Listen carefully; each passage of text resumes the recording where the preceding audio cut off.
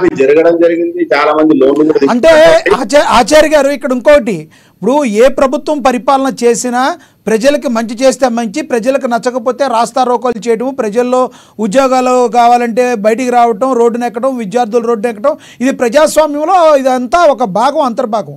మీరు ఎవరు కూడా ఎప్పుడు రాస్తా రోకోలు చేయడానికి లేదు అని మీరు 5 సంవత్సరాల పాలనలో ఇలాగే కంటిన్యూ చేస్తే అది కూడా ఒక నియంత్రిత ధోరణి అయ్యే ప్రమాదం ఉంది కదా.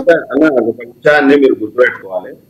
ఎప్పుడు కూడా 144(6) అనేది 163 అనేది నెలల పొడవు తరలిపడి ఉన్నదే 24 గంటలు గడవలే. ఇంకా 1-2 రోజులు పెడతారు తప్ప దాన్ని నెలల తరబడి వారాల తరబడి ఎప్పుడు కూడా సెక్షన్లు పెట్టరు. ఏదన్నా ఒక సిచ్యువేషన్ వచ్చినప్పుడు దాన్ని 1 day 2 days సెక్షన్ వల్ల ఆ సెక్షన్ వల్ల ప్రజలకు ఏమి నష్టం లేదు. రైట్ ఆచార్య గారు, మళ్ళీ వస్తాను మీ దగ్గరికి. మనతోటి సీనియర్ జర్నలిస్ట్ రాంబాబు గారు ఉన్నారు, ఆయనతో మాట్లాడదాం. రాంబాబు గారు, గుడ్ ఈవినింగ్ అండి. నమస్తే అండి రాంబాబు గారు, వాయిస్ వినబడుతుందా? రాంబాబు గారు, ప్రజెంట్ జరుగుతున్న 144 సెక్షన్ 163 సెక్షన్ల అమలుకి ప్రధానమైన కారణం ఏంటి? ప్రజల్లో దీని గురించి ఎటువంటి చర్చ జరుగుతుంది? 163 సంబంధించినటువంటి అంశాలను కూడా ఈ రోజు ప్రస్తావించాల్సినటువంటి అవసరం ఉందని చెప్పేసి ఇటు కాంగ్రెస్ కానీ లేకపోతే ప్రభుత్వం కానీ చెప్తాం, అదే పోలీసులు కూడా చెప్తాము. ప్రధానంగా 144 సెక్షన్ తీసుకురావడానికి గల కారణం ఏంటంటే, ఈ యొక్క ఏ రాష్ట్రం, ఒక రాష్ట్రంలో ఒకే పోలీసు విధానం ఉండాలని చెప్పేసి వాళ్ళు గత కొంతకాలంగా ఏదైతే బెటాలియన్ పోలీసులు ఆందోళన చేస్తా ఉన్నారో, ఈ ఆందోళనకు సంబంధించినటువంటి అంశంలో ఇప్పటికే రాష్ట్ర ప్రభుత్వం కానీ లేకపోతే పోలీస్ డిపార్ట్మెంట్ కానీ ఒక ప్రకటన చేయడం జరిగింది.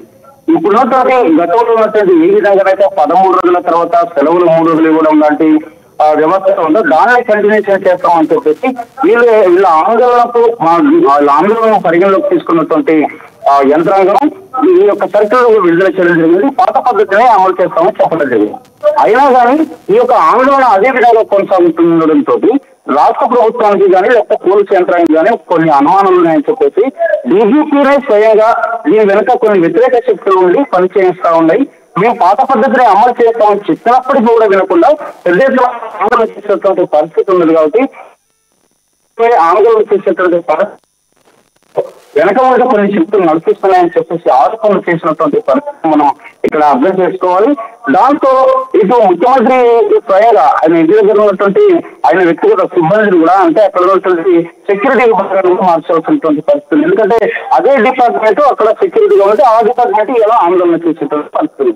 కాబట్టి అక్కడ సెక్యూరిటీ కూడా మార్చాల్సినటువంటి పరిస్థితి ఏర్పడలేదు. కాబట్టి ఇక్కడ పెద్ద ఎత్తున ఆందోళన చేస్తూ ఉన్నారని చెప్పేసి ఒకవైపు ప్రభుత్వం నిర్ణయం తీసుకున్నా కానీ నిర్ణయానికి వ్యతిరేకంగా కూడా ఆందోళన కంటిన్యూషన్ చేస్తూ ఉండడంతో దీనిపైన కొంత అనుమానాలు ఉన్నాయని చెప్పేసి అందుకొరకే 144 సెక్షన్ పెట్టామని చెప్పేసి సివి ఆనంద్ గారు చెప్పడం జరిగింది.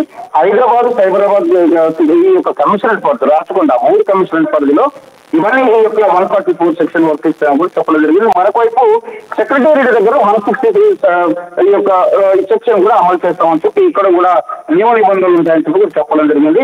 ధర్నాలు కానీ ర్యాలీలు కానీ ఇవన్నీ కూడా ఎక్కడ కూడా అనుమతి లేదని చెప్పేసి నవంబర్ 28 కొనసాగుతాయని కూడా చెప్పడం జరుగుతుంది. కానీ బయట ఉన్నటువంటి కొంత ప్రచారం కానీ లేకపోతే వివిధ వర్గాలు చేసుకున్నటువంటి ప్రచారం కానీ ఈ యొక్క ఈ మధ్య కాలంలో జరిగినటువంటి అనేక సంఘటనలు, ఎందుకంటే ప్రకటన చేయడం జరిగింది. బాంబులు పేలుతాయి, పొలిటికల్ బాంబులు పేలుతాయని చెప్పడం జరిగింది. ఈ పొలిటికల్ బాంబులు వాటి పొలిటికల్ బాంబులు అంటే ఏంటనే దానిపైన కొంత చర్చ నడుస్తా ఉంది. మొన్న జరిగినటువంటి ఏదైతే పోలీసులు చెప్తా ఉన్నారో లేకపోతే ఈ అరెస్టులు జరిగినాయో రేవ్ పార్టీకి సంబంధించినటువంటి రేవ్ పార్టీ అని పోలీసులు చెప్తా ఉన్నారు, కాదు దావత్ అని బీఆర్ఎస్ నేతలు చెప్తా ఉన్నారు. కానీ ఈ పార్టీకి సంబంధించినటువంటి అంశంలో అరెస్టులు ఉంటాయని చెప్పేసి ఇప్పటికే కొంతమంది బీఆర్ఎస్ నేతలు ఇప్పటికే రైట్. మీ దగ్గర కొంచెం ఏదో టెక్నికల్ ఇష్యూ ఉన్నట్టుంది, మాట అంత క్లియరెన్స్గా లేదు రాంబాబు గారు. ఓకే, మనం ఒకసారి రామకృష్ణ గారితో మాట్లాడదాం. రామకృష్ణ గారు ప్లీజ్ రియాక్ట్ అవ్వండి. ఆచార్య గారు కాంగ్రెస్ మాట్లాడింది విన్నారు, రామకృష్ణ గారు ప్లీజ్ రియాక్ట్ అవ్వండి.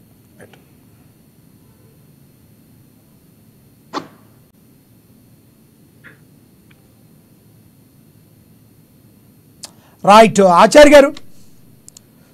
ఎస్ ఆచార్య గారు మనం గతంలో ఎన్నో ఇప్పుడు పొరుగున ఉన్న రాష్ట్రాలతో మనం పోల్చుకోవడం అనేది కామను. ఇప్పుడు మంచి ఏదన్నా జరిగితే ప్రజలు పక్క రాష్ట్రంలో అలా ఉందంట, మన దగ్గర కూడా ఉంటే బాగుండని సామాన్య ప్రజలు అనుకుంటారు. అట్లాగే పోలీసులు కూడా పక్కన ఉన్నట్టు పక్క రాష్ట్రాల్లో ఉన్నట్టు ఏక్ పోలీసు నినాదం మన దగ్గర ఎందుకు అవలంబించకూడదు? కొంతమంది ఇప్పుడు ఏఆర్ పోలీసులు కానీ లేదంటే టీఎస్ఎస్పీ బెటాలియన్ కానీ వీళ్ళందరూ 26 గంటల పాటు 26 రోజుల పాటు 24 గంటల చొప్పున పనిచేయడం వల్ల కుటుంబాలకి మేము దూరం అయిపోతున్నామని వాళ్ళు చెప్తున్నారు. దాన్ని అసలు వాళ్ళు రోడ్డుకెక్కే వరకు పరిస్థితిని ఎందుకు తీసుకొచ్చారంటారు ప్రభుత్వం? ఇప్పుడు ఇవాళ ఈ 10 నెలల్లో తీసుకున్నటువంటి పద్ధతులు కాదు కదా. ఈ రాష్ట్రంలో పోలీసులు